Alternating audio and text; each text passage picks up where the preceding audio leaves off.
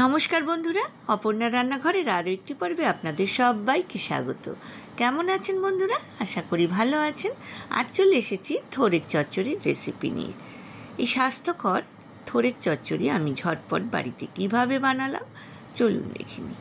1 খণ্ড থোড় নিয়ে নিয়েছি, ভালো করে ছুলে তারপর ঝিরিঝিরি করে কেটে আমি সামান্য একটু নুন দিয়ে ভাপিয়ে নিয়েছি। তারপর একটা বাটির মধ্যে রেখে দিয়েছি ঠান্ডা হওয়ার জন্য। আর 1 কাপ ছোলার ডাল আমি সারা রাত ভিজিয়ে রেখেছিলাম, তারপর সকালে জল ছেঁকে মিক্সার গ্রাইন্ডারে ব্লেন্ড করে নিয়েছি। এইবার ওই বাটা ছোলার ডালের মধ্যে দিয়ে দিয়েছি সামান্য একটু কালো জিরে, স্বাদ মতো নুন আর হলুদ গুঁড়ো, ভালো করে ফেটিয়ে নিয়েছি। এইবার কড়াইতে আমি 4 টেবিল স্পুন রিফাইন অয়েল দিয়ে ছোলার ডালগুলোকে ছোট ছোট বড়ির আকারে কড়াইতে দিয়ে দিয়েছি। তারপর 2 পিঠ লাল করে ভেজে তুলে নেব। ফার্স্ট রাউন্ড আমার ভাজা হয়ে গিয়েছে, আমি তুলে একটা প্লেটের মধ্যে রেখে দিলাম। সেকেন্ড রাউন্ড আমি বড়া ভেজে নেব। বড়ির আকারে কড়াইয়ের মধ্যে দিয়ে দিচ্ছি। 1 কাপ ছোলার ডালের বড়াই যে আমি এই চচ্চড়িতে ব্যবহার করব এমনটা নয়, যতটুকু প্রয়োজন ততটুকু ব্যবহার করব, বাকিটা আমি স্টোর করে রাখব। বন্ধুরা যারা প্রথম থেকে আমার সঙ্গে আছেন তাদেরকে অনেক ধন্যবাদ। আর যেসব বন্ধুরা প্রথম আমার চ্যানেলে ভিজিট করছেন তাদেরকে আমার চ্যানেলে স্বাগত জানাই। 2 পিঠ বাদামি করে ভাজা হয়ে গিয়েছে, আমি এবার তুলে প্লেটের মধ্যে রেখে দিলাম। এইবার থোড়টাকে যে আমি ঠান্ডা হতে দিয়েছিলাম ভালো করে আমি হাত দিয়ে চটকে নিচ্ছি। আমি কিন্তু এই রান্নাটায় কোনো জল ব্যবহার করব না, থোড়ের যে জলটা এটা দিয়ে কিন্তু রান্না করব।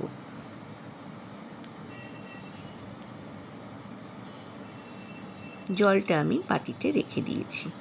এইবার আমি কড়াইতে 1 টেবিল স্পুন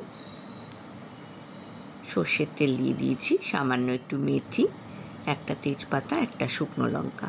ফোড়নটাকে ভালো করে ভেজে নেব। আর একটা বাটিতে আমি মশলাটাকে রেডি করে নেব। একটা মিডিয়াম সাইজের টমেটো আমি বীজ ছাড়িয়ে ছোট টুকরো করে কেটে নিয়েছি।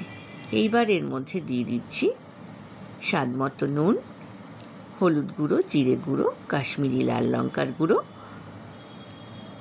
আর দিয়ে দেব স্বাদ মতো চিনি। চিনিটা কিন্তু অপশনাল, ইচ্ছে করলে স্কিপ করতে পারেন।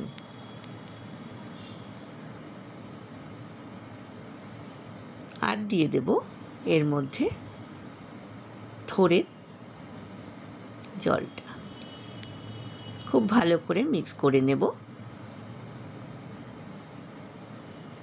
এইবার এর মধ্যে আমি দিয়ে দেব 1/2 টেবিল স্পুন আদা বাটা, ভালো করে মিক্স করে নিলাম। কড়াইতে ফোড়নটা ভাজা হয়ে গিয়েছে, এর মধ্যে আমি দিয়ে দিচ্ছি 1 মুঠো চিনেবাদাম। চিনেবাদামটাকেও ভালো করে ভেজে নেব।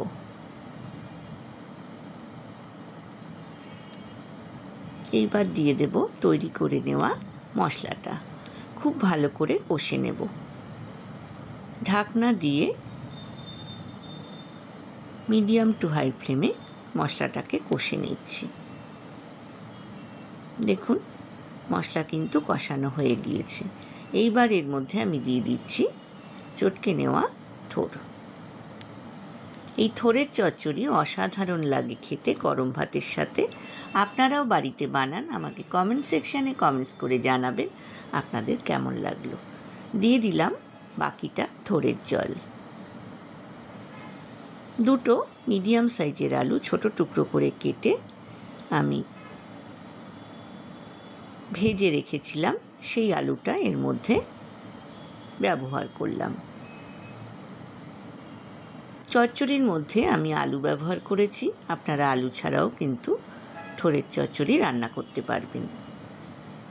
খুব ভালো করে আমি মিডিয়াম টু হাই ফ্লেমে থোড়ের জল দিয়ে ভালো করে কষে রান্না করে নিলাম। এইবার ঢাকনা খুলে এর মধ্যে দিয়ে দিলাম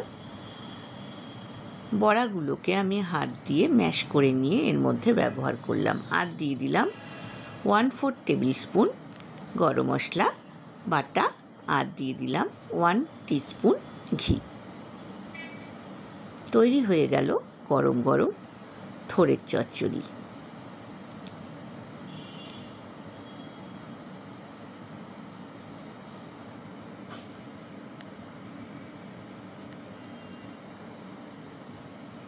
ঢাকনা দিয়ে ঘি আর গরম মশলার গন্ধটা অ্যাবজর্ব হতে দিলাম। এইবার সার্ভিং বলে আমি থোড়ের চচ্চড়ি সার্ভ করে দিয়েছি বন্ধুরা।